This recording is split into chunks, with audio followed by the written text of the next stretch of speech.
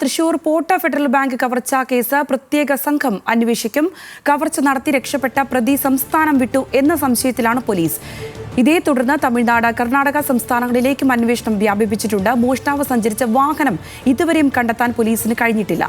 കൂടുതൽ വിവരങ്ങളുമായി Levin K വിജയനുണ്ട്. Levin, അന്വേഷണം ഏത് ഘട്ടത്തിലാണ് ഈ സമയം എത്തി നിൽക്കുന്നത്? ഏതാണെങ്കിലും പ്രതിയെ പറ്റിയുള്ള സൂചനകളോ പ്രതി സഞ്ചരിച്ച വാഹനം സംബന്ധിച്ച സൂചനകളോ ഒന്നും ഈ ഘട്ടത്തിലും ലഭിച്ചിട്ടില്ല എന്നാണ് മനസ്സിലാക്കുന്നത്. എന്തൊക്കെയാണ് വിവരങ്ങൾ?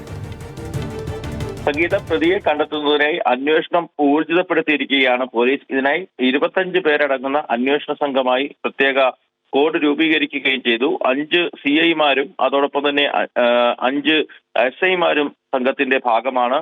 സ്പെഷ്യൽ കോഡും സൈബർ സ്ക്വാഡും അടക്കം 25 അംഗങ്ങൾ ഉൾപ്പെടുന്ന അന്വേഷണ സംഘത്തെയാണ് നിയോഗിച്ചിരിക്കുന്നത്. ഈ അന്വേഷണത്തിന് തൃശൂർ റൂറൽ എസ്.പിയും തൃശൂർ റേഞ്ച് DIG-യും നേതൃത്വം നൽകും. നിലവിൽ അന്വേഷണ സംഘം പ്രതിയെ കണ്ടെത്തുന്നതിന് വേണ്ടിയിട്ടുള്ള ശ്രമങ്ങൾ നടത്തിക്കൊണ്ടിരിക്കുകയാണ്.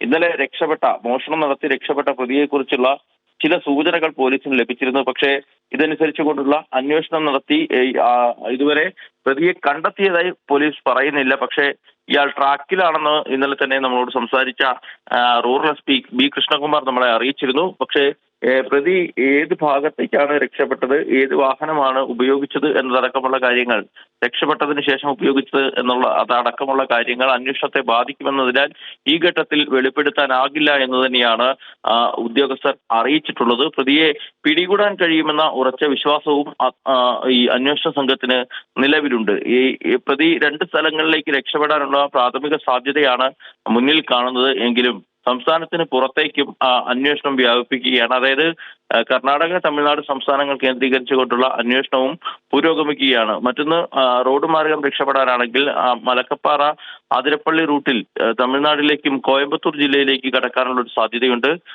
മറുവശത്ത് എറണാകുളം ജില്ലയിലേക്ക് കടക്കാനുള്ള ഒരു സാധ്യതയും അന്വേഷണ സംഘം മുന്നിൽ കാണുന്നു. ഈ മേഖലകൾ കേന്ദ്രീകരിച്ചുകൊണ്ടുള്ള CCTV ദൃശ്യങ്ങളാണ് പ്രധാനമായും പോലീസ് പരിശോധിച്ചത്.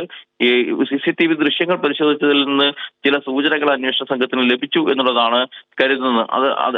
അതേസമയം ചാലക്കുടി റെയിൽവേ സ്റ്റേഷൻ വഴി സംസ്ഥാനത്തിന് പുറത്തേക്ക് കടക്കാനുള്ള ഒരു സാധ്യതയും പോലീസ് തള്ളിക്കളയുന്നില്ല. ഈ ഘട്ടത്തിൽ വിപുലമായൊരു അന്വേഷണം വിവിധ ജില്ലകൾ കേന്ദ്രീകരിച്ചുകൊണ്ടും സംസ്ഥാനത്തിന് പുറത്തേക്കും വ്യാപിപ്പിക്കാനാണ് നീക്കം. പക്ഷേ പ്രതിയെക്കുറിച്ചുള്ള ചില സൂചനകൾ പോലീസിന് ലഭിച്ചു എന്ന് തന്നെയാണ് നമ്മൾക്ക് മനസ്സിലാക്കാൻ സാധിക്കുന്നത്. ഇന്നലെ ഉച്ചയ്ക്ക് 2:15 ചാലക്കുടി പോട്ട ഫെഡറൽ ബാങ്ക് ബ്രാഞ്ചിലെ ഓഫീസിൽ കടന്നു കയറി ജീവനക്കാരെ കത്തിമുനയിൽ നിർത്തി പ്രതി മോഷണം നടത്തിയത്. 47 ലക്ഷം രൂപ സൂക്ഷിച്ചിരുന്ന ക്യാഷ് കൗണ്ടറിലെ 3 ബണ്ടിലുകളാണ്, അതായത് 5 ലക്ഷം രൂപ വീതമുള്ള 3 ബണ്ടിലുകളാണ് പ്രതി കവർന്നെടുത്ത് ബാഗിലാക്കി രക്ഷപ്പെട്ടിട്ടുള്ളത്.